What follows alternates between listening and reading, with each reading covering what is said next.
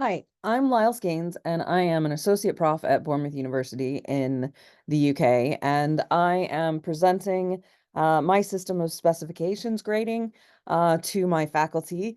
And so I thought I'd make a video so that it can be an ongoing resource for everyone that I work with.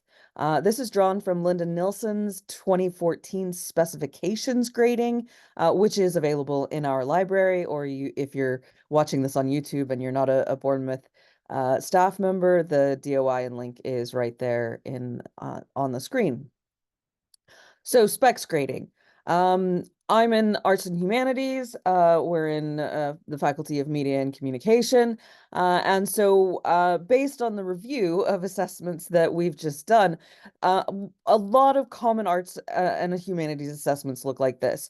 There's a summative creative work, a film, a screenplay, a creative story, an animation, whatever it is. Often there's also a critical piece of some sort, critical thinking, critical essay. Sometimes it's a video essay, but it's some sort of argumentative essay or something like that. And quite often they're summative, they're done at the end of the semester, and this is kind of what they look like. Um, Obviously, these aren't the only types of assessments that we do, but they're pretty common and they're sort of the basic pattern that we tend to get into. And they're useful as examples.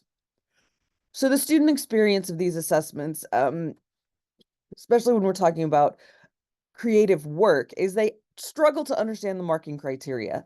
They don't know what you're looking for. It's very difficult to know, what's a professional standard or what is an advanced understanding if they haven't done it before and they haven't seen it. So they're not quite sure how to get a passing mark or how to get a higher mark.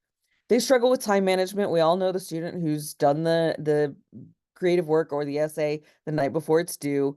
And often because they struggle with time management and managing their lives, they may fail to do formative exercises, readings, and discussion that help in-class activities. And they become very reliant on instructor feedback rather than peer feedback because they're not doing those things. Talent is often rewarded. If someone comes in and has been writing for a while, has had prep, is just good at it, they're going to get higher marks than the person who maybe works all semester but is new to it or still developing or doesn't have as much raw talent. That's the same with essay skills. Quite often, we're rewarding people who are in a certain socioeconomic class and have gone to quote unquote better schools that have prepared them better for this type of assessment. And not the least of which is students who don't have any sort of learning differences. So students really struggle to gauge their performance, and the feedback can only be applied to the next unit, not this one, because it's summative at the end of the semester, they're already done. Staff experience of these assessments, any attempt at a flipped classroom fails because the students aren't engaging in the formative stuff. Seminar discussions fail, workshops fail. And the big one for me is that marking time is excessive. We tend to get allocated 10 minutes per student per assessment, something like that. Sometimes if they're being generous, you get 20 to 30 minutes. It usually takes 20 to 30 minutes when you think about that you have to read these works. There's so many words, especially if you're an early career researcher. And you need breaks and you need time to think and you have to decide, is it a 68 or a 69? And what do you give for feedback? And it needs to be excessive because it's the only time they're getting feedback from you. So marking time, it's definitely not scalable.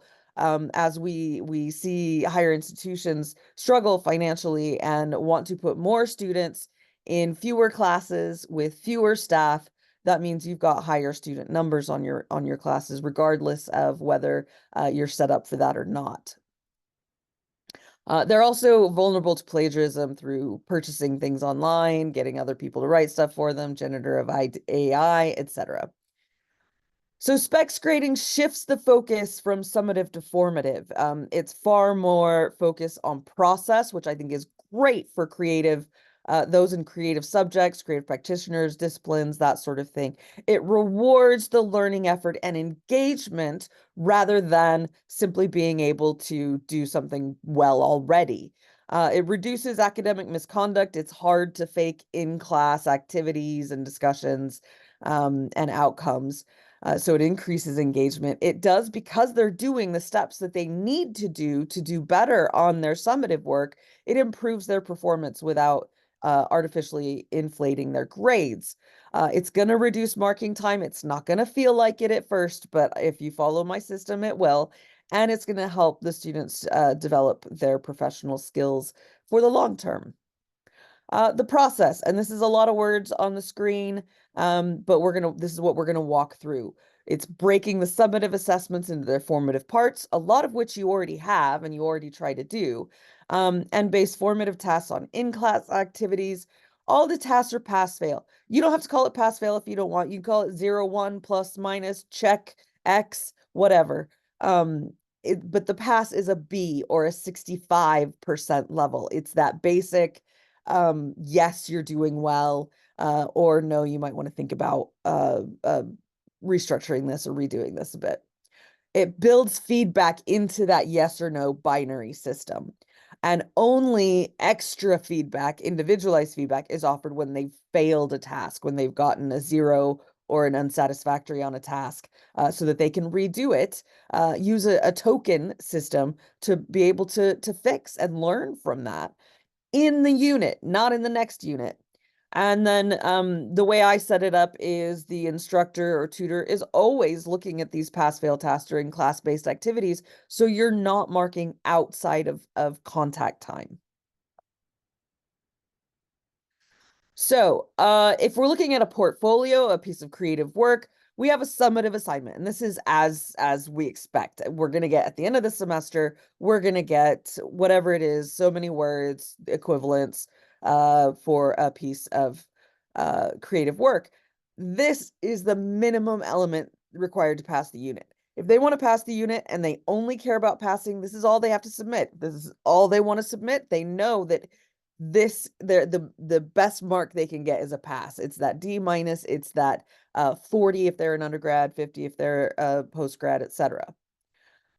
Formative tasks, the tasks that build them up, are these sorts of formative things that we have, exercises we've always assigned them. Things like doing a workshop, analyzing your peers' work, submitting your creative draft. So it's having that creative draft done early so that you can do feedback and things like that.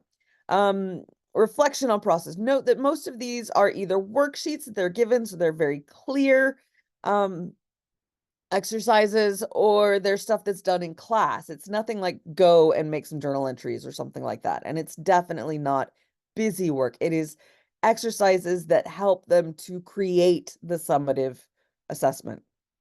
And as I said, most exercises are in class. The essay version is very similar. And like I say, each task has very clear instructions on the virtual learning environment, Brightspace, or it has a template or a worksheet that they're going to do. So I even use peer review feedback worksheets. I give an essay checklist. I have a step-by-step guide for outlining your essay, doing close readings, annotated bibliography, this sort of thing. So it means that they are constructing their essay. It helps those who haven't had that skill embedded in them previously. And it means that they're developing a process of working with better time management. This is the pass-fail binary. Again, call it whatever you like. Satisfactory is at that B level or 65 or uh, upper second level. And this is the feedback that they're going to get if they on these, and this is all the feedback they're going to get is satisfactory, unsatisfactory, yes, no. And the individualized feedback comes only if they get that unsatisfactory remark, and it's targeted toward whether or not they are going to redo the task to a satisfactory level, because each student in each unit gets 2 do-over credits. This is about the right number of do-over credits for units at level 5, 6, 5 and above, second year and above. For units in the first year, sometimes I build in 3 do-overs. I've never needed more than 3. I've experimented with a number of tokens. So they can use these tokens to resubmit an exercise that's been on the failing side of the binary. They can submit an exercise up to 7 days late, depending. Some, obviously, if they need to do an in-class workshop or it's dependent upon timing, then they can't use a token for that. But they can also bargain. Some have used these to get 100 extra words on the word count. Creative writers really like extra words, that sort of thing. So negotiations can happen, which is also a professional skill. So this is what, and very colorful, this is what my marking criteria or how I'm going to distribute marks. And you'll notice that sometimes you can say, oh, if you haven't used any of your tokens, whatever this is, you're going to get a 3-point bump. So if you have done, if you've gotten a 55, you've done 2 of the 5 exercises that I assigned, but you never used a token, okay, you get a 58. Fine. Obviously, you'll get a better mark if you actually do the things, use a token, turn it in late, something like that. But for the most part, this very much allows them to see where they're working. And so if they've gotten to the, say, the 8th week of the semester and 3 out of 5 exercises have come and gone, and they've gotten all 3 of those with a satisfactory score, they know they're on track to get a 65 or above. And so if they know that if they just do these things, they're not only going to be building a summative piece that is satisfactory, that is quite good, but they're also going to be demonstrating the skills that you require. And I talk about this in a certain way for Bournemouth University. So the students have this nice roadmap. It definitely reduces the protests and mark appeals after the class because they absolutely knew what they did and what they had to do to get a certain mark and were given every opportunity to do it. It improves performance. They are doing the things we've always wanted students to do to make their work better. Now they have a lot better motivation and framework to do it without any artificial grade inflation. Oops, I went backwards. While the final task is summative, right? The base for passing, and this is a compensatory fail, as we call it. So, the base for passing, whatever you decide that is at least the minimum, the summative work. The summative work at a satisfactory level. And at a fail level, not submitted, it's incomplete, or it doesn't hit all the intended learning outcomes. So you set this, whatever it is. But for the most part, you'll have seen these elements throughout the semester. So you don't have to spend much time reviewing the summative work. They've gotten feedback all through the semester, so you don't have to give much feedback. And you don't have to dither over the mark. It's either yes or no. It's totally binary. You don't have to go, is this a 68? Do I have to think about this? You put the criteria here, you give the mark, whatever their total work of the semester falls on. So the question that we get is this 6C compliant? Because a lot of us in FMC worry that the formative work that we've always asked for is not 6C compliant. It is 6C compliant. Remember, 6C asks for the assessments to relate to the learning outcomes, reflect the achievement of the individual student, adhere to the principles of inclusive assessment, and relate to consistent national standard. Yes, it does that. Assessment for learning rather than of learning. Again, these formative assessments, that's a requirement in 6C. So we're focusing on them developing their learning through this process. It's fine. They have no more than 2 elements of summative assessments because the formative elements are not summative. So at the end, in each one of these assessments, there's just one summative assessment. There's no sub-elements here. They're formative tasks. And the formative assessment must be included in each unit, but it does not contribute to the final unit mark. Now, this is a little bit of a gray area, right? It's perfectly possible, and I have built specs grading assessments in ways that do obviously contribute to the final mark. For Bournemouth, we kind of have to frame it in certain ways. So is the assessment called a portfolio? Great, you're already there because you've already got the expectation that they're going to be doing multiple things contributing toward this portfolio. So you can use this, no problem. If it's not a portfolio, if it's something like an essay or it's not called a portfolio, remember that the formative tasks technically are not marked. They receive feedback through a binary system. The 1, 0, the pass, fail, the plus, minus, the check mark, the X, whatever. So they're not being marked. Now, contributing toward that final grade. Yes, they are, but we can brand them as marking criteria, brand them as steps on a ladder of key skills, and therefore demonstration of key skills achieved, as we did in this marking criteria. So note that we haven't said 3 of 5 tasks pass, which is what I do a lot and you'll see, and if you use some of my template documents, I've used that in the past because I wasn't at Bournemouth University where it had this sort of one-line thing in the 6C.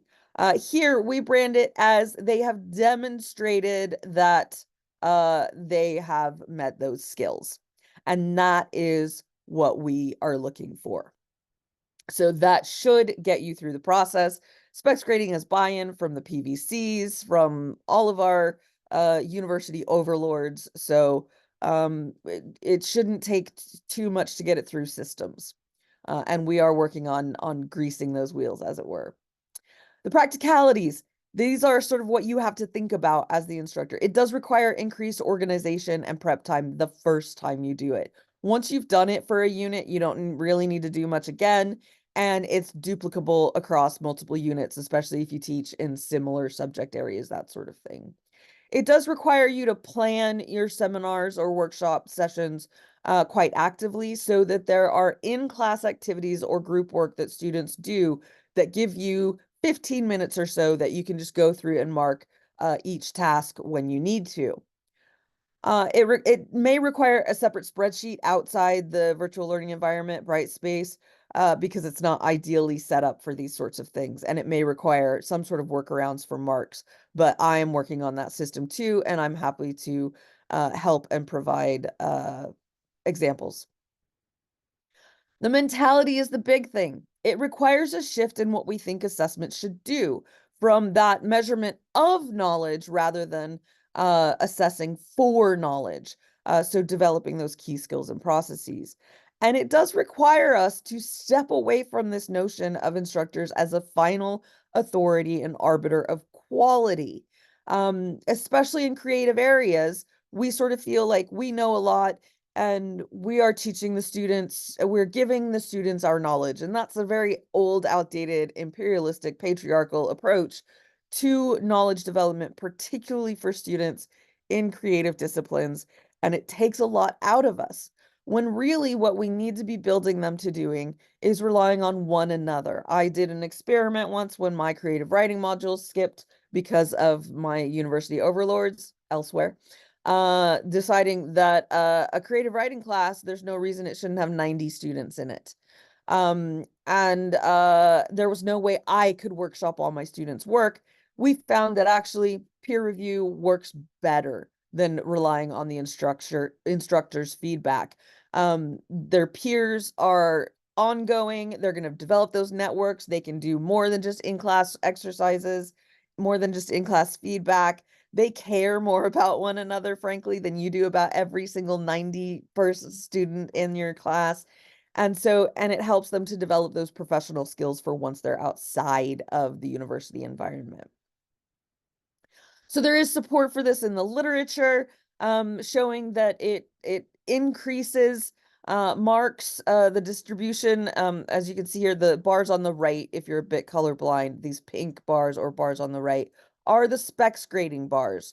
So we get more A's and B's under specs grading than we do C's. We push their grades up because they're performing better. There is a note that you have to get buy-in from students. So being very clear, very transparent with them that this is a different system. It's going to be approached a different way. And they are going to initially feedback that it's more work because they haven't done the work that you've been asking them to do all along. All of a sudden, they know what they have to do to get a good mark. And they feel like, oh God, now I'm going to have to do the work. Okay. But in the end, they give positive feedback on the system. They feel like they have more control and they know what their grade's going to be. And there's a lot less anxiety because they're doing the work and they know how it contributes. Another study showed that these assessments make them more independent learners. It encourages them to be in charge of their own learning, and repeats the result that students perform better on units with specs grading systems set up. So these are references and resources. There's a link to these slides so that you can just click on the clickable aspects. And this last one it's an old blog entry. Some parts of it are out of date, but it does include a link to some template files that I use, and I keep that updated with what I'm currently doing. So while there's some older stuff in there, a couple of different versions, I do add updated files in there. So you can have a look at those. But it's great that there are now some studies that are being done on specs grading and its efficacy, because when I started this, there weren't. So it's great to have that backup. Um, thank you very much, and I hope this is useful to everyone.